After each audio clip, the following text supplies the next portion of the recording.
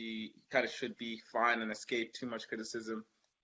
Plus, there's kind of news that he's recently signed a new 5-year contract. It's not confirmed yet, but there's a lot of news Yeah. outlets reporting that. So I don't think he's got too much cause to be unhappy at this moment in time. Yeah, yeah. I think he will be disappointed in that though, and obviously Spain had come back, so he's probably relieved on the pitch. But conceding third to only draw, like he probably will be a Mm, bit pissed off. But that's only to be mm. expected, especially when he's world class and a winner. So he'd always want to kind of do his best. Um, so yeah, we kind of spoke about the Ronaldo hat trick and free kick already, but what you make of it is tax settlement. Yeah, I think this is one for you because I actually didn't know too much about this story. I Hmm. saw you put it in the notes there. So I think you should give your opinions and kind of educate me a bit more about it.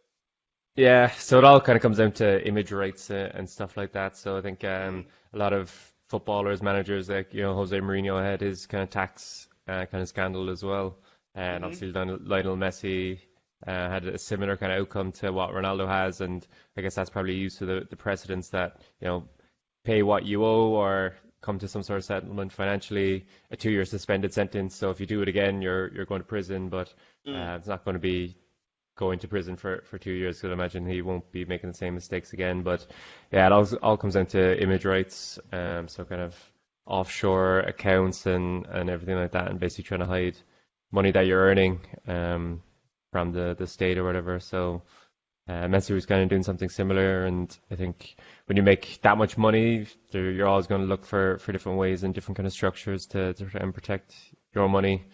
yeah. But obviously the Spanish government haven't taken too kindly to players on absolute multi-millions, 10, 20 million a year, even 30 million a year. And then when you add in all their endorsements as well, like there's huge amounts of money kind of swashing around in football right now. So um, yeah, looks like it's all kind of done and dusted. So 18.8 million euro, I think he's paid in a settlement. So does that mean he hasn't paid everything he's owed, or did he pay over and above because he was kind of found out or whatever? But it obviously means that he's making a lot of money if that's his tax bill. Um, so at least he won't be going to jail. And I don't know if that kind of played a part in what he was talking about, potentially moving from Real Madrid, that he wanted more money to kind of help his tax issues. Because when it came out last year, the rumors kind of were that he was expecting Real Madrid to kind of help him out with those kind of tax issues and support him, and he's kind of looking for a new deal since last year. So I wonder, was that kind of related to the comments that he made after the Champions League final about potentially moving to see if he could get more support and obviously more money. So Mm. yeah, I'd This is imagine a lot of other players might fall foul of this as well at some point in the future.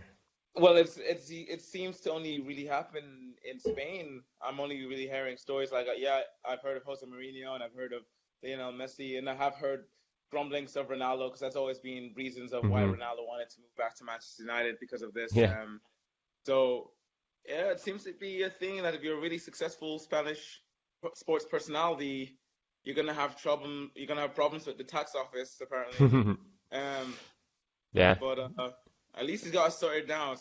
So Mr. Ronaldo can focus on the football, Yeah. not the meetings. Yeah, he doesn't have to worry about his accounts anymore. Mm, But I'd imagine it's all kind of driven by their advisors or accountants and stuff like that, trying to, protect their money from higher tax rates or, avoiding it. But they've obviously made some sort of illegal step along the way that they were facing massive penalties and potential jail terms, So it'd be interesting to see what kind of happens in the future because Mascherano was also kind of involved in a similar kind of case as well. So. There's probably interesting. more out there, and there's probably more in the UK as well. I don't fully know how the tax systems differentiate, and how players in England are managing. Because I know there was similar kind of problems, nothing on this kind of scale or whatever, back in the early kind of 2000s, with image rights as, again being like the main source of all the tax kind of issues of using offshore companies and stuff. So Yeah, there's a lot to contract negotiations and stuff. So I think image rights are becoming more and more kind of important in big transfer deals, and obviously there's a lot of money to be made there, and um, that's what kind of makes them more complicated. Interesting, interesting. And I suppose uh, going on from that topic, how do you kind of view from the games so far that you've watched? How do you view the atmosphere at the World Cup so far? Yeah, it's been okay, I guess. Obviously, there'd be nothing quite like being there for any of the games. The atmosphere in this game right now isn't too bad, and I thought the Egyptians gave a good kind of vocal support when I was kind of watching part of their games. They had good shots of the fans kind of getting up off their feet and screaming and cheering and stuff. A lot of people dressed like pharaohs and stuff. So it's been okay. There's been a few vuvuzelas. I think it was at maybe it was the I Egyptian know match you or the don't like the Moroccan match. vuvuzelas. Yeah. Well, it's just a unique atmosphere when that is played, and the kind of leads to a drone as opposed to the kind of songs kind of taking off and different kind of rhythms kind of taking off. But I think a World Cup isn't really like it's probably a bit too kind of corporate these days, and I don't know, it just doesn't seem to have the same kind of organics that like watching a league team that play games a year in their home stadium. I Mm, think those atmospheres can be absolutely electric. yeah, Like a lot of Champions League games at home under the lights. yeah. Like Man United have had great nights, Liverpool, like Tottenham last year as well. Like some of those atmospheres have been electric. And whereas I think World Cup, it's kind of a bit more disjointed. But yeah, I'd love to know how people are getting on over there in terms Yeah, of the fan yeah. atmosphere being there. I'll see if I'm trying to check in if maybe I have some distant friends that have made their way over to Russia. But I know what you Hmm. mean. Like I remember watching the first game, and it was just so surreal seeing like a random Saudi sheikh and Vladimir Putin shake hands over watching the game. It was just a weird sight to Yeah. see. Um, Yeah, no, they love showing those clips after every goal went in. Like, all right, let's see yeah, what Putin's reacting to right now. Like it's going to be interesting I'm to pretty see sure his Putin doesn't emotions give over a crap time. about football, does he? Yeah, Um, yeah. but I get what you mean, but I still think you will see some real passionate fans still make their way over to Russia and Oh, kind of add definitely. to the atmosphere. And you know, once it gets to the deeper stages of the competition, you're going to see some real heartbreak and maybe some Hmm. tears as a team gets eliminated from the tournament. So I'm kind of looking forward to seeing how it kind of bubbles up because like so far no news of fights or hooliganism or Yeah, not no major kind of troubles of that. It seems that they're maybe being super strict on that aspect of things. Um, yeah, I think so. and I still think, despite the vuvuzelas, the South Africa World Cup was one of the best of all time. I just feel like Yeah. the African fans kind of really they're probably thinking like we don't know when it's gonna be back in this part of Africa again. I do believe it'll be in North Africa pretty soon and often. I think eventually Morocco, Algeria, they'll get their opportunities. But in terms of South Africa, because it can be such a poor country overall compared to some of the North African countries, that you just don't know when it's gonna come back to that part of the world again. So they really kind of took it in with open arms and tried to Definitely. embrace it. And maybe that was part of why they added the vuvuzelas, just to kind of add to the atmosphere and their own kind of culture, footballing Yeah. culture, and how they kind of support their football.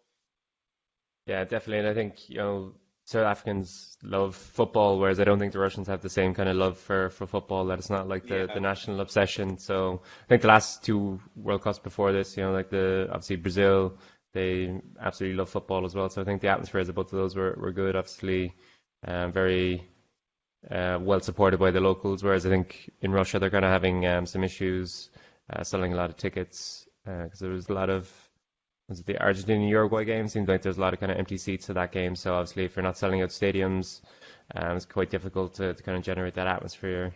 So I think there's yeah, only like yeah, 33,000 capacity. So and it looked like there was a lot of empty seats. So It's kind of like a mid-sized ground in the Premier League. Um, Which so makes yeah, I me think ask, how come England has not had a World Cup in such a long time? Like, yeah, I don't know. It seems like a like lot of you'd get packed seats. Like I agree, North America when it goes there, it's gonna sell out. Like that's gonna be a guaranteed success hmm without even seeing it for 8 years. I know that'll be a success. Like there's certain places, like in Brazil, you're gonna have a successful World Cup. In hmm like Argentina, you're gonna have a successful World Cup. You know, maybe Central America, you'll have a successful World Cup. England is one of those places that you're gonna get like just like Germany. It's maybe a safe bet, probably. Yeah, yeah. It maybe might not be memorable because like for example, I mentioned yesterday or was it the day before that Germany wasn't exactly the most memorable World Cup, but it was still a success. And in England, you're gonna get packed seats. You don't need to build any stadiums because Yeah. England per team per capita has got probably the best stadiums in the whole world, and when you're going top to bottom, hmm so I generally feel like, well, they were supposed to get the Russian World Cup, weren't they? Oh no, was it the Yeah. Qatar one? Qatar one, yeah, But there they was were, obviously a bit of contra there. yeah, and they chose Qatar, so it's a pity, but hopefully they reapply because they definitely deserve it, and I will definitely make my way there. It's just across the pond if it ends up there. Mm. So. Yeah, like I think part of FIFA's kind of strategy is to bring the World Cup to new places, and like I think people in England love the World Cup anyway. There's no kind of more people, more fans that they're going to bring into the game, whereas in North America, Qatar, and even Russia, they're big kind of untapped markets.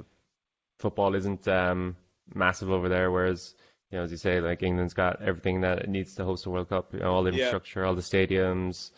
There's no So I need think, to, have people working against their wills. There's no human rights violations going on. So, yeah, um, but that's just me saying. I ain't saying anything though.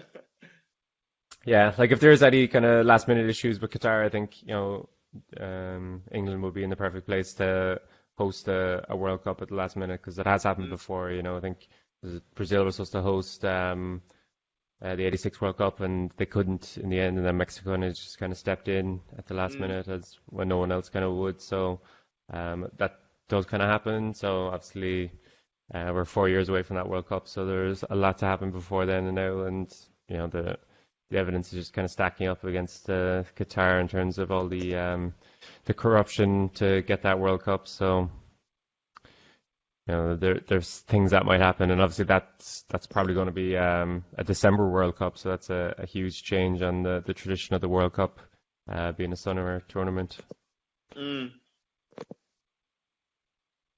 And I suppose to carry on from there, we can finally head on over to the game I'm probably most looking forward to today, which is the Croatia versus Nigeria game. Mm. And like, what do you think about those two teams, and what do you think about those two teams' chances, I suppose, Yeah, in like the tournament? yeah, Yeah, I think it should be a great game. Two kind of talented sides in Croatia and Nigeria, and like it's a big game for both of them because neither will want to lose and be up against it for the rest of the qualifying. So Mm, hopefully that doesn't dampen either their attacking kind of instincts to go forward. But yeah, it's the first game of for each team, and then we're watching the other two teams in the tournament right now. So obviously we'll see what happens here in this game, but it's going to be a tight enough group because there's a lot of tough teams in it and interesting teams. Did um, you, sorry. yeah, no, did you see the potential handball there like Yeah, 2 minutes I ago did. for you? I did. I was trying to like not give that away. I'm just gonna go for goals. If I see a goal, I'll Yeah, freaking yeah, yeah. go crazy. Um, I saw that. I don't. What do you think? Do you think that's a handball? Yeah, it's tough to kind of give that, like it's Yeah. guy sliding in Like trying to get the ball and I think the defender knew what he was doing, but if you're the referee, it's hard to just say that's a handball.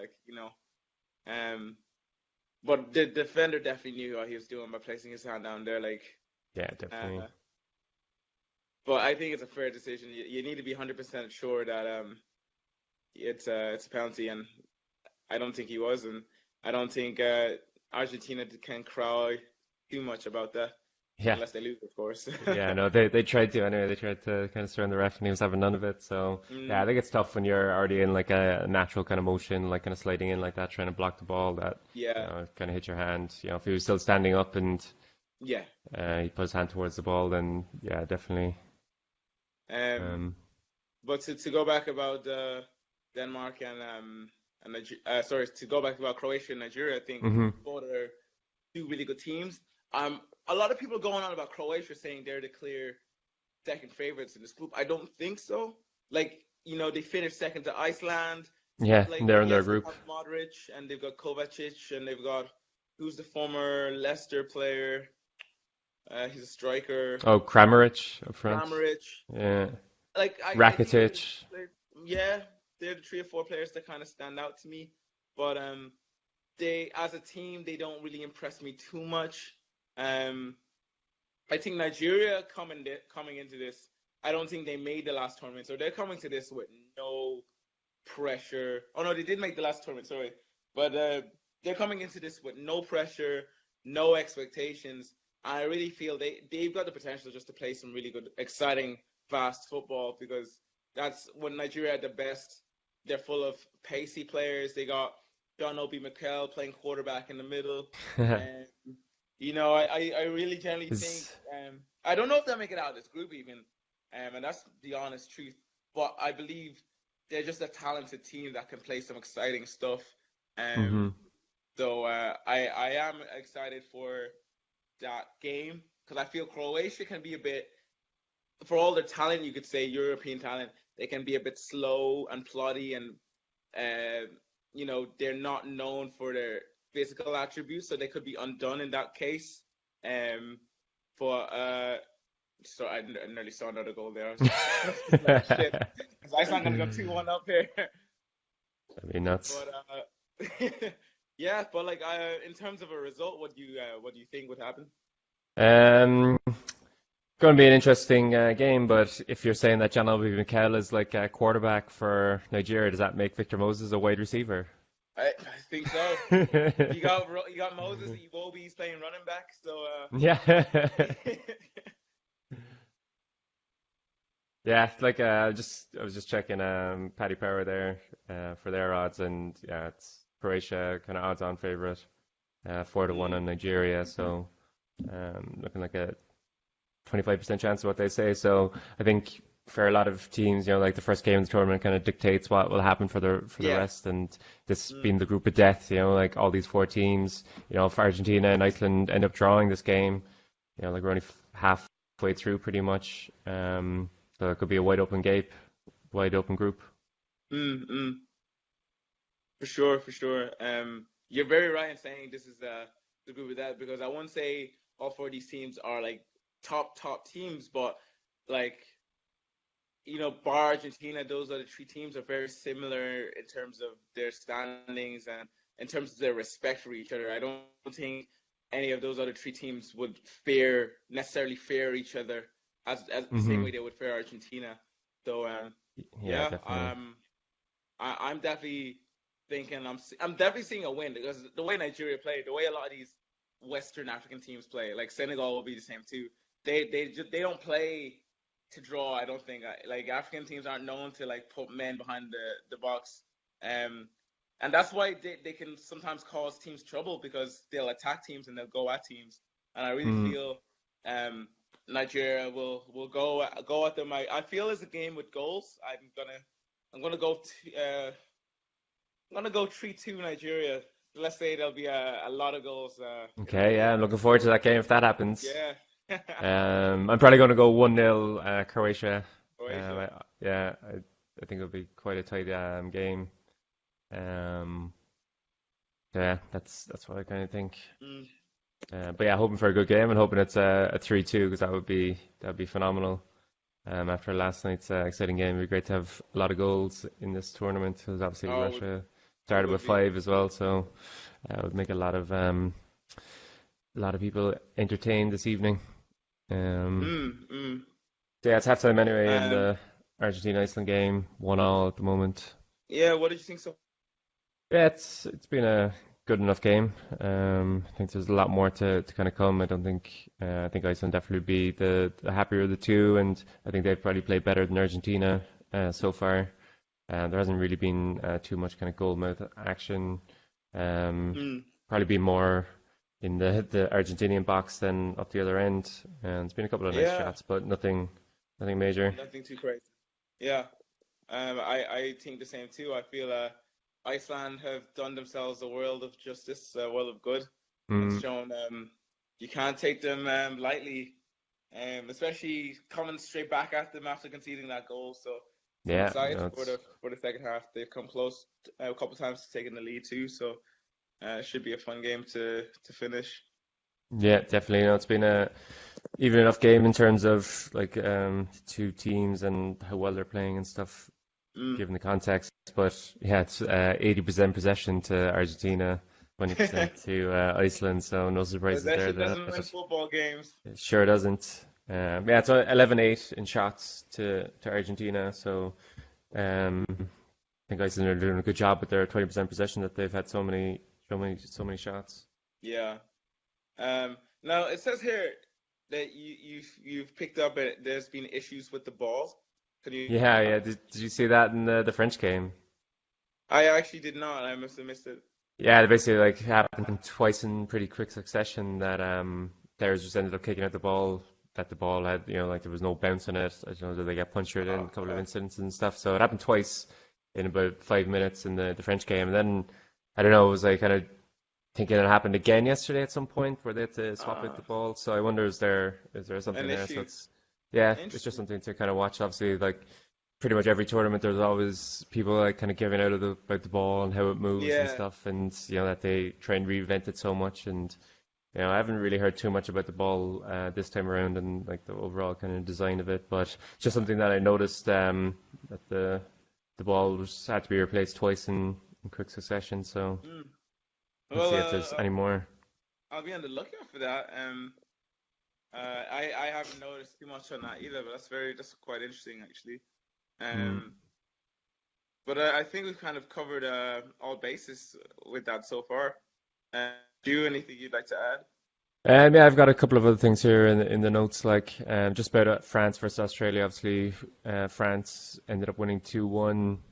Kind of got lucky, but it seems like they've set up very defensive and kind of cautious. So they had like two defensive midfielders, a right back who didn't really seem willing to kind of get forward much. So there wasn't much width in the French side. So Mm. like obviously they don't want to lose their opening game, and they're kind of notoriously kind of slow starters, and they got 3 points on the board, so you can't really argue with it. But it's kind of jumping aboard the French hype train, and I just found it kind of disappointing from them that they didn't really excite too much. Yeah, But wins are the name of the game, so I just of wonder, course, is of course. Deschamps setting them up negatively, or is that how they'll play for the rest of the tournament, or what do you Well, think?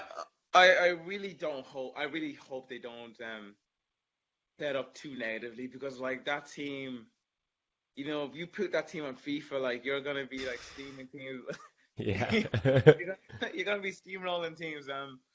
I really just hope maybe it's just first game. Let's make sure we get the win, and then let's properly get going because obviously not against Nigeria now.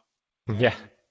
Um, but I, I just feel that they've kind of that they were really disappointing. I have to say, in my opinion, in that game, even if they were set up defensively, they were still uh, they were still caught out a couple of times. And Australia, even for the small teams, they don't really offer much going forward at all. Mm. They're kind of looking for set pieces, and like their goal came from a penalty. So if they were playing some of the heavy hitters at this point of the tournament, I won't be too positive looking back on that performance. But like you said, France do have a history, even in their successful tournaments, of starting Mm. off slowly, and this could be another one today. Yeah. Yeah. Pretty good wrap up there of French. What do you think about the penalty decision? for France for their first goal. Like, do you think it was a penalty I or? thought it was a little weak, but I can see why Mm, they gave it. But like, I would not be disappointed if it wasn't given either, hmm. because I do think he got a nibble of the ball, but he did get more of the man. Many people are arguing that look, he got some of the ball, so it should, if he got at least a little bit of the ball, that means he still got the ball, which means whatever happens afterwards, as long as it wasn't excessive follow through or force, should be a play on. But then other Hmm. people are like, look, he just touched barely part of the ball and he got mainly man. Um, I'm not I'm not a referee. I don't know the exact Yeah. judges of the rules, but from the way it looked, I can't be too disappointed at a penalty given, because if it was my team that happened to me, I'd be fairly disappointed if I didn't get a penalty. So Yeah. What if it was your team on the defending side? Would you be annoyed that a penalty was given? I if I were, I can't be like, if from a logical, rational standpoint, if it was given against my team, I can't be too disappointed either. Mm.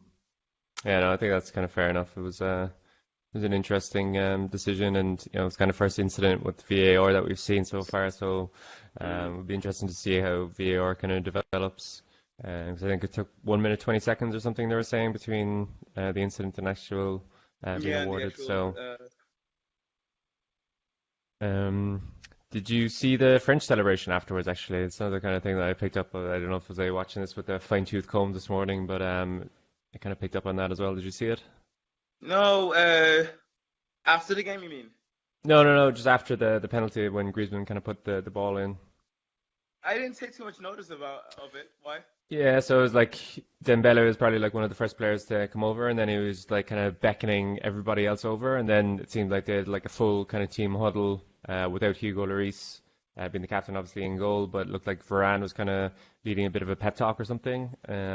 Thing. So I don't know, was it as long as they made out look like in the clip, but it looks like it was Oh, like about 20 seconds long, and obviously shortly afterwards, Umtiti puts his hand up during a free kick that was coming from Australia and gave away a penalty for God knows what reason. So I don't think the team talk did any good, because I doubt he was saying, let's not concentrate, guys, let's do some stupid shit. yeah, But it was that's interesting, interesting. like, because I wouldn't be the biggest fan of goalkeepers as captains. I don't think they're like involved in all parts of the pitch, like a defender or midfielder kind of would. So I think, it's something again to kind of take note of. Is there other leaders on the pitch other than Hugo Lloris as the captain? Um, Well, they would be. I'd say they'd have to be. And I wouldn't say leaders, but I'd say personalities. I'd say Griezmann is a personality. I'd say Pogba is a personality. And I think we've gone away from the era of having many leaders in squads, because you know before, especially in these bigger national teams, there was one man, one or two men, and then the rest kind of followed. But you look at the mhm, French team, you look at the English team too. Like, Kane is the captain, but I won't say he's the main leader. You'd say guys like Carrie Cahill, um, guys like Eric Dyer.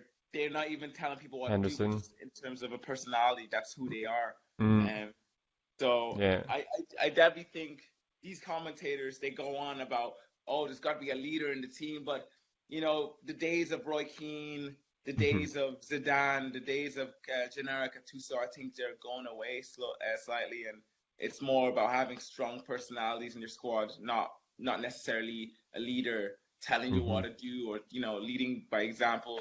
It's more of a like, I think the first proper personality that I can remember was Eric Cantona from Manchester United. Like, I mm, wouldn't exactly call him a leader. Like, he doesn't strike me as right. the type of person saying, "Hey, get doing this. Hey, get doing that." But I just think he was the type of personality that other players would look at and be like, "Okay, I gotta get going. This guy is a big talented player, and he has an aura to him, and I gotta kind of abide by that, if that makes sense." Hmm. Yeah, no, that makes sense. All right. What do you think about Griezmann coming off for Giroud? I thought I he'd be think kind they of had coming to on a change. positive. I felt it was a good decision. The way Australia was set up, they were obviously deep. Uh, Well, it's two reasons actually. Like the French team is set up quite defensively. The Australian team is quite set up quite defensively. And if you're the French team that's set up quite defensively with two defensive midfielders, and you're trying to get in behind the Australian defense with some pace, um, it's just not going to happen because Australia are going to set up defensively too. So you're going to have sort of a stalemate.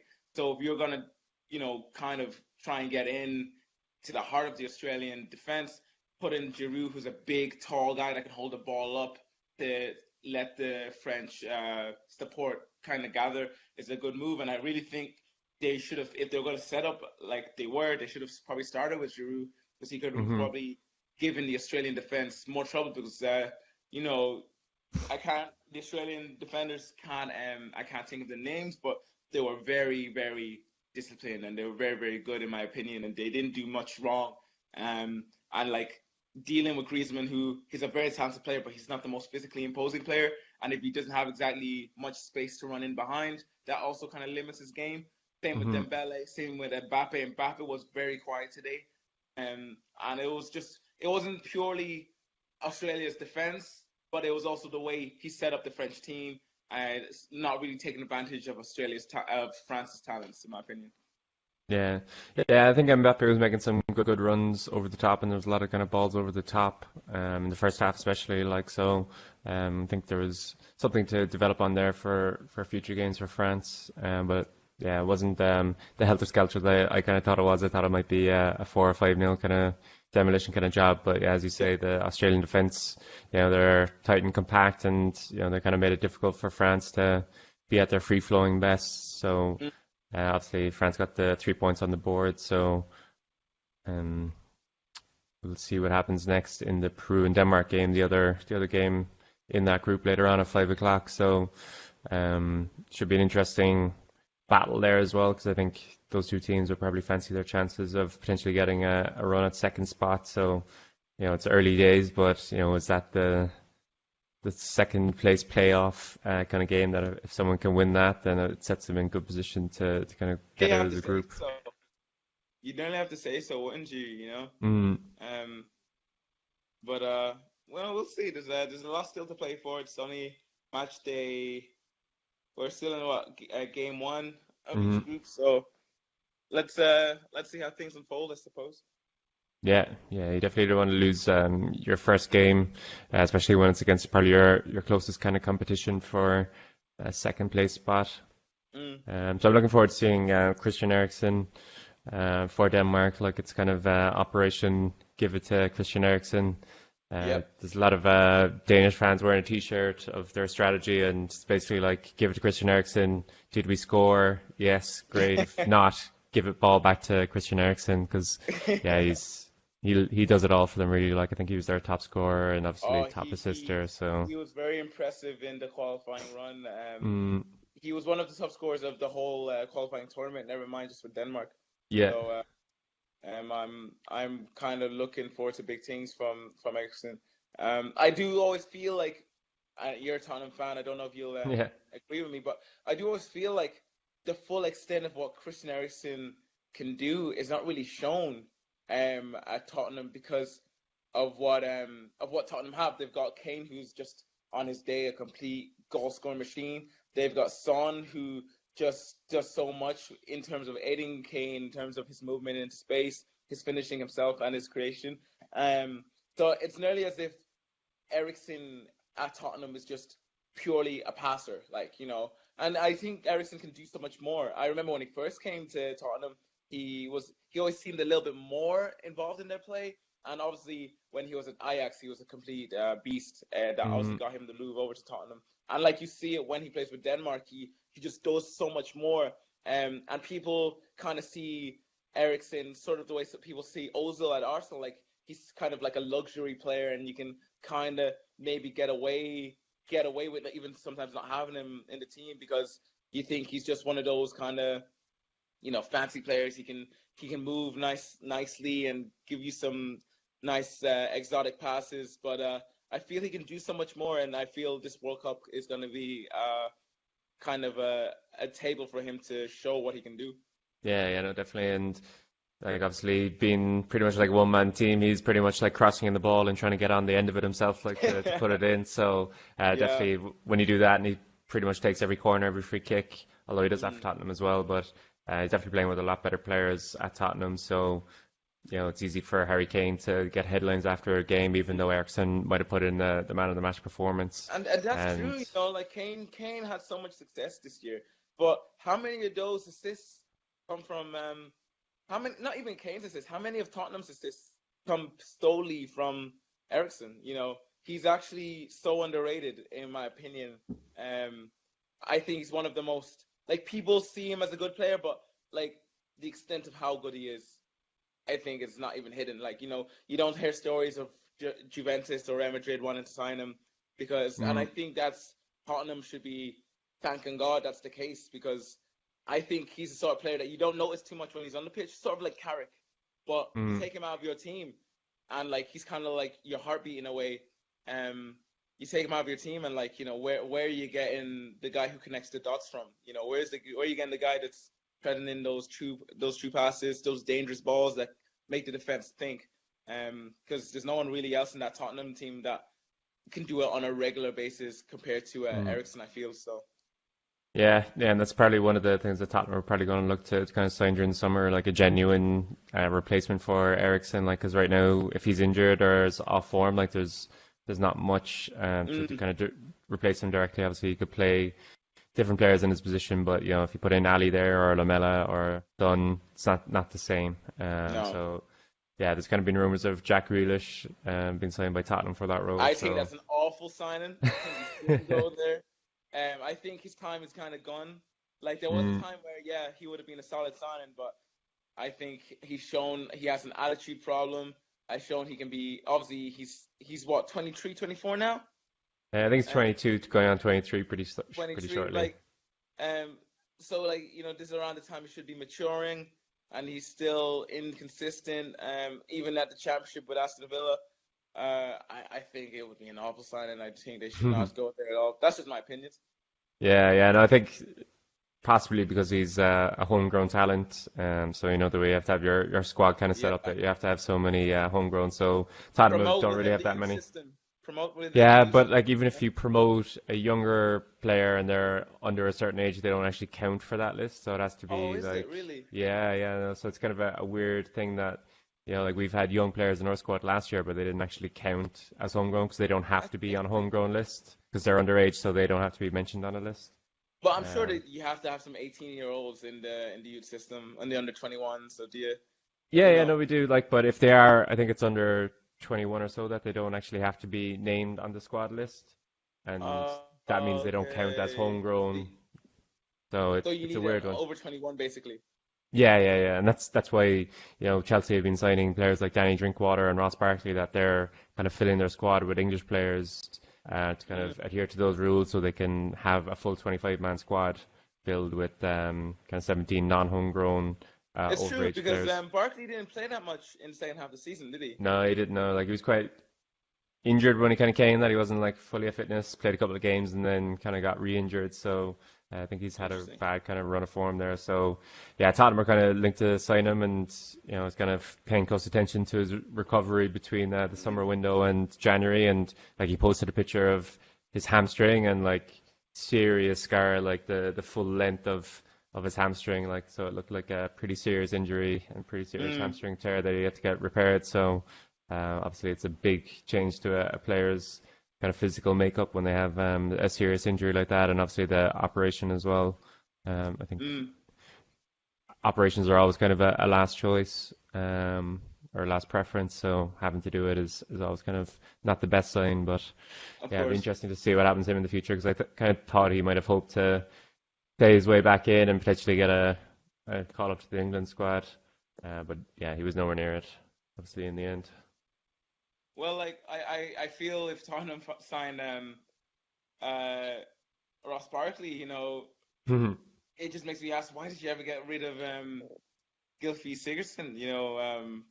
He's such a talent, and it's not like he needed the money, because I think, Mm. was that like a year or 2 or 3 after the Bale Yeah, it probably offer? was. Yeah. So So I think he just kind of wanted more game time, really, that he wasn't going to start ahead of Christian Eriksen. So I think that's why we kind of sold him. And then we didn't sell him for huge money. Obviously, he went to Everton for like 40 million or whatever it was. But I think we sold him for X amount, and we bought Ben Davies and Michel Vorm for the same amount. So bit of a kind of a swap deal. And, Vorm is as good as a backup goalkeeper as you're probably going to get in the Premier League.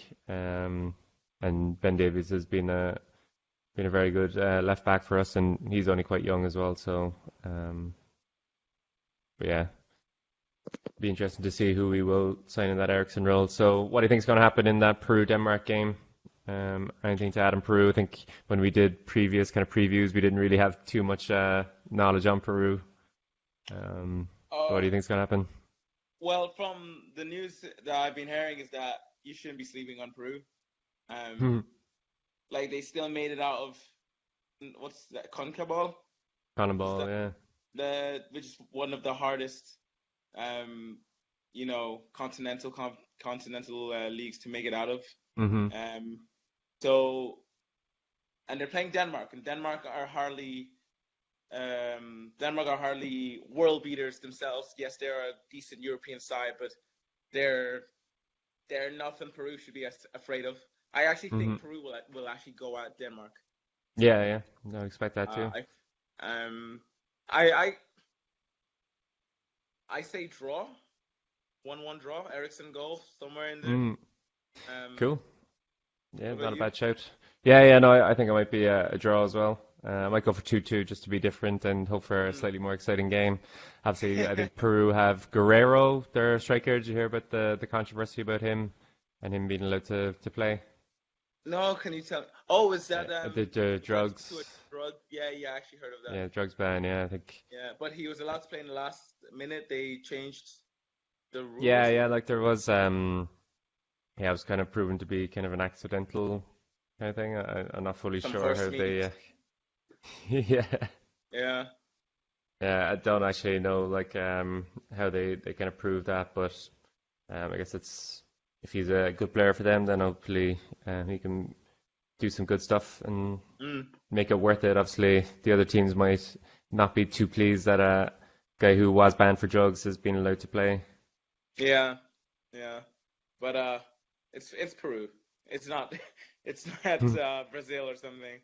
Yeah, that's true. Neymar was caught with taking banned substances, the whole world will be on fire. But luckily, it's not. So.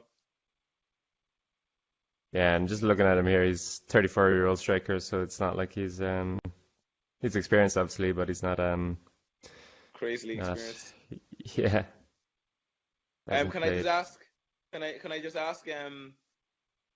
I'm sure this is probably an easy question, but I'll ask it anyway. Like, what has your performances been? So, what have you been impressed with? Which performances have you been impressed with so far in the World Cup?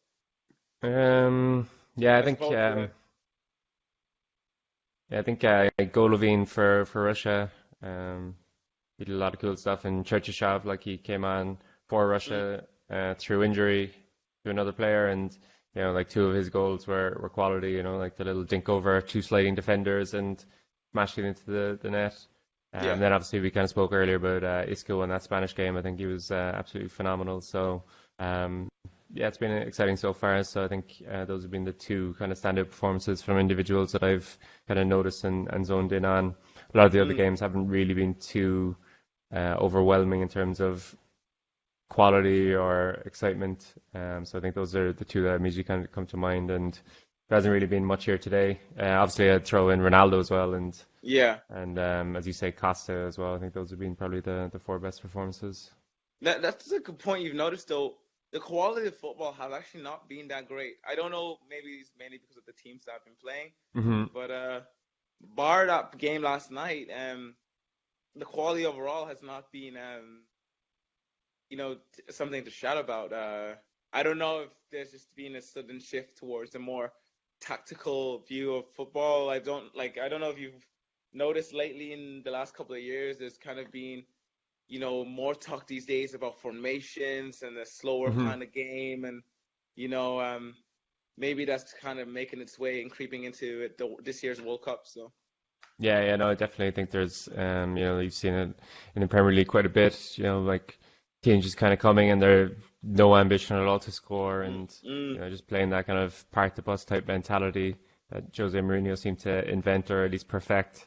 yeah. So, that's definitely kind of creeping in and, when teams are, kind of fighting for their lives, they don't want to lose games. So they're looking to, pick up points or potentially snatch a win like kind of Iran did, that they were kind of dominated by Morocco and then, kind of popped up with a late goal and now they're on 3 points and, are in with the contention of making the last 16, which would be absolutely phenomenal for a team like Of Iran. course. Yeah. So I think there is, certain teams, like if you're not as good as your opposition, then, like you probably should be doing everything you can to win and not just be stupidly aggressive and going forward and leaving yourself open at the back. Yeah. So yeah, I think teams are playing to their strengths and hopefully that will Well, still France did result in good that. teams. Yeah, yeah. Yeah, it's funny, like when they brought on Giroud as well, I don't think they really kind of played to his strengths either for a lot No, of that game. There wasn't too many no. crosses into the box to kind of get his head on it and stuff. So, Didier, Didier Deschamps has always perplexed me, honestly. mm. Um, like I actually feel like if France had Pep Guardiola as their coach, oh my God, it's over. Like I Probably wouldn't say that be. about a lot of teams, like Yeah, yeah. Like if he Ireland managed. had Pep Guardiola as manager. He could do something. I actually feel he could. See, that's what Actually, I would love to that's see managers or great players like that, like joining the shit team or, yeah, the team yeah. without the resources and seeing what they can do. I think that would be a much better test of skills rather than having the best Well, players with all the my money in the world to do your see, stuff. my argument is that he wouldn't do great, and my reasoning being is because Pep Guardiola, I think he can coach a great team. Jose Mourinho, he can coach a great team. Um, but he can't coach actual players. Yo, improve your passing, improve your touch, improve your positioning, improve the mental side of things. I Mm, think he needs players. They don't need to be the best players in the world, but he needs two things. You need to have great mental attributes hmm and great technical attributes. Physical attributes, not everyone needs to have them, but you need to have those two. Jose Mourinho nearly needs those two along with physical attributes. He needs also big players. If you look at his team in Porto, and people think, oh, it was only Porto, but that Porto team, if you look at that Porto team was actually a decent team.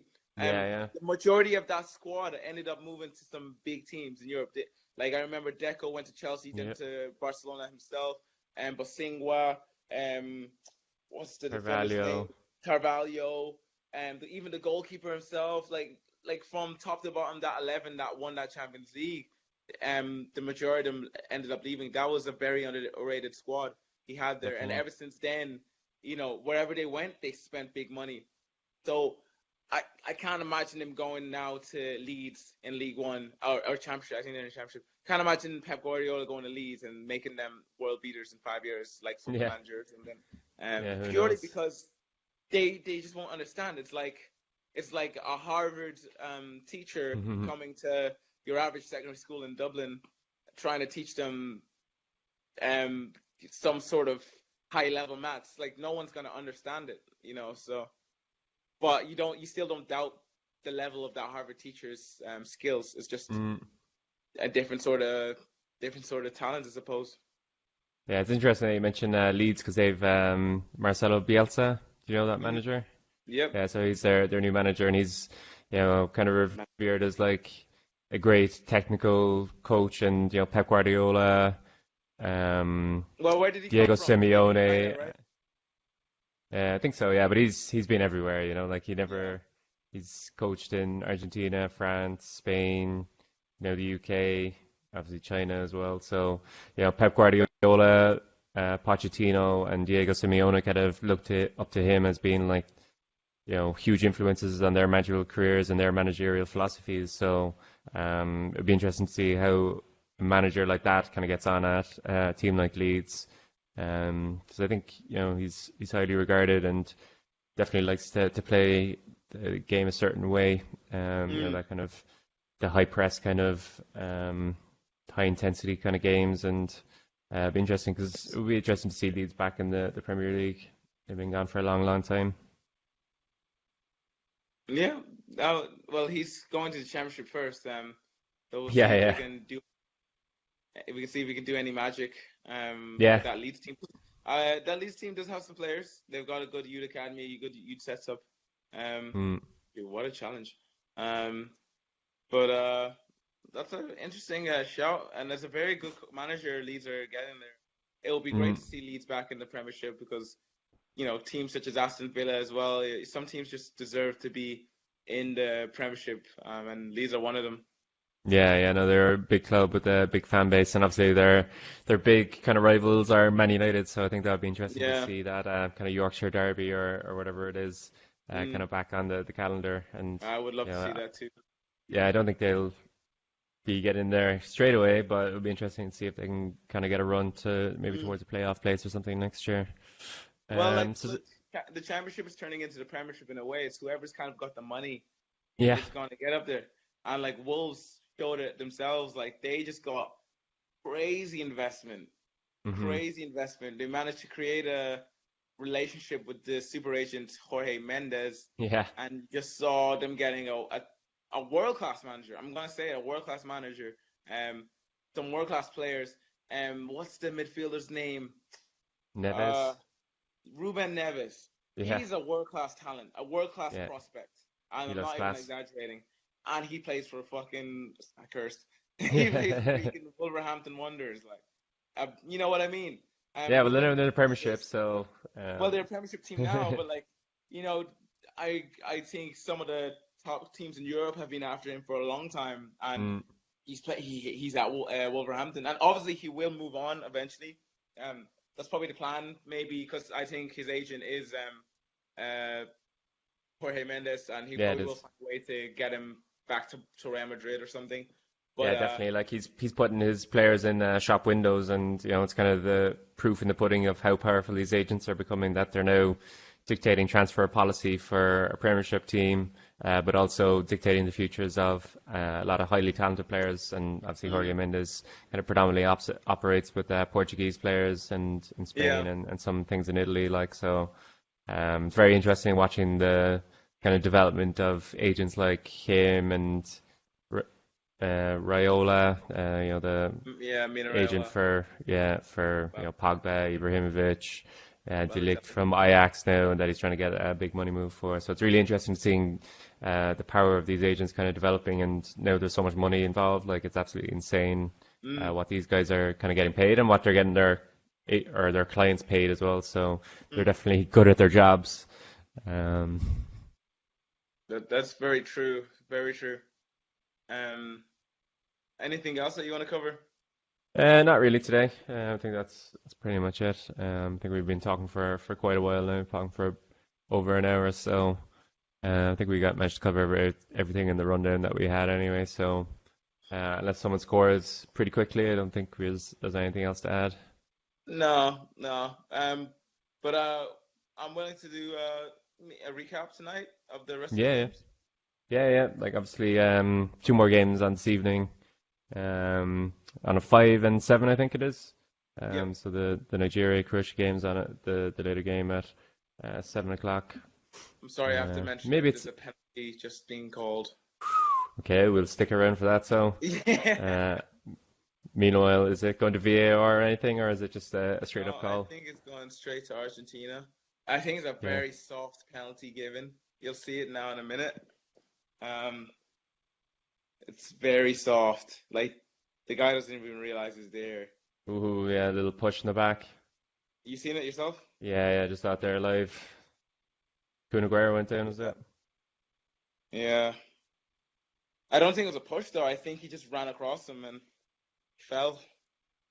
And Leo Messi, I won't react if it goes in. Don't worry, won't ruin it for you. I know. React. Give us the real world Yeah. thing, 'cause that's one thing about VAR that I don't really kind of like. Like when there's a goal, like the French goal was given, and then there's kind of like, oh. Oh, he misses. He misses. Oh, Messi. Messi bottled Oh it. my God. Yeah, it's crazy. Like, we were talking earlier about the ball now being in Messi's court from Ronaldo last night. Yeah. Yeah, it'd be interesting if they can, if they'll live to regret that, because it's still 1-1. Such a poor penalty. Yeah, I'm just Such a watching it poor now. penalty. Ooh, yeah, nowhere near the corner. Yeah. Perfect height for the goalkeeper. How was the comeback from that? But Mm. I don't think it should have been a penalty in the first place. Yeah, yeah, Uh, probably a bit of justice done, like as it was super yeah. soft.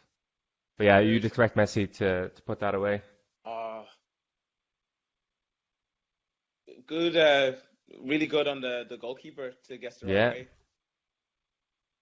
yeah, I haven't seen the replay yet, but yeah, no, yeah, like obviously saving any penalty is good from the goalkeeper, but it wasn't the best penalty in the world that you expect from one No. of the best players in the world. Mm. Wow, that's a shock right there, I have to say. And like you mentioned, Ronaldo couldn't put a foot wrong yesterday Yeah, yeah, against one of the best teams in the world, Spain, and Messi's been fairly quiet in this game, and that was his chance definitely. to kind of do something, and he's kind of fumbled at the first hurdle, so to Yeah, speak. yeah, be tough to call a decision after just one game of the World Cup for both of Of those course. players, but yeah, it's kind of night and day really of how good Ronaldo was last night for dragging his Yeah. team to And how quiet Messi is. yeah, Well, yeah. like Messi he's kind of turned into that sort of player Oh, now that he can be quiet and then he'll just come out of nowhere and sort of like Ibrahimovic in his later years. mm, Um, so I'm not doubting Messi. He can always that Messi magic can always pop out in the last 5 minutes out of nowhere. And I think he's got a free kick here. Um, so who knows? Maybe he'll get something to happen later on in the game. But that penalty, you would have put your house. He would have made that yeah, penalty. So definitely. Yeah, because especially like the free kick last night that Ronaldo was on, like like mm, late in the game, and he took a long time, concentration, and put it mm. exactly where he needed to, and And the amount of time we've seen that exact same free kick go into rosette or hit the yeah, wall. Um, yeah. No, because I read a stat that that was his 55th attempt at a free kick in his World Cup career, and mhm. the first goal. So um, he's definitely had a lot of free kicks that haven't gone anywhere near the goal. I just saw a replay of the penalty. It was so central. Like he was trying to put it to the left, but it looks like he made a mistake. Like you can see what he's Mm, trying to do. Try to get it maybe in that bottom left hand corner, but even the coaches are giving each other high fives at the missed penalty. Like, uh, that's crazy. and Yeah, I'm just next one watching on it the here now. Yeah, nowhere near the corner. mm. But yeah, if the keeper goes the wrong way, people are like, "Oh yeah, that's a great penalty." Sent the keeper the wrong way. That's the thing with So penalties. Like penalty analysis is very poor. yeah, Um, like the amount of times I've seen De Bruyne take a penalty this year and he'll slot it into the other side, and people are like, "Oh, so cool, calm, collected." But what happens if he did, like you just mentioned, go the right way? He would yeah, be saying, "Oh, like we're doing with Messi."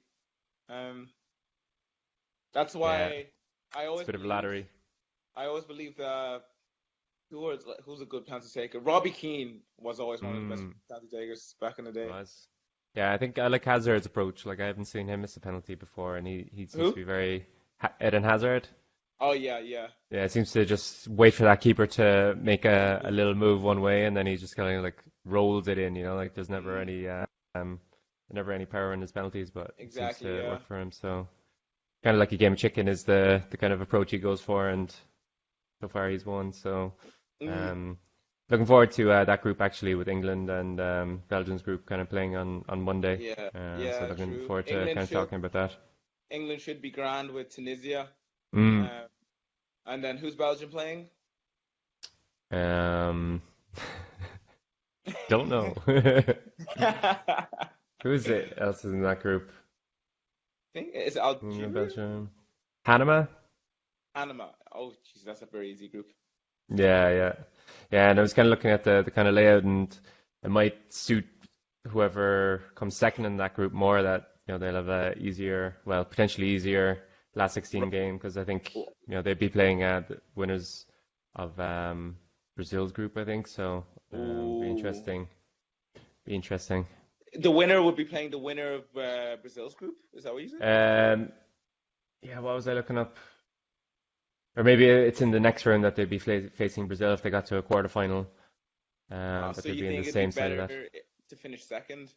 Potentially, yeah, yeah. I think that's what I was kind of looking up. Interesting. Yeah, yeah. But I'd say anyone would just be happy to kind of Just get to get through. guaranteed qualification to the next round. Mm, So if we've nothing else to add, anyway, yeah. I think we'll Call it call it a a wrap for today. call it a wrap. Yeah, got 20 minutes left in the game, so I'm gonna grab some lunch and watch the end of that, All right. and see what happens. See if Messi can atone for his error.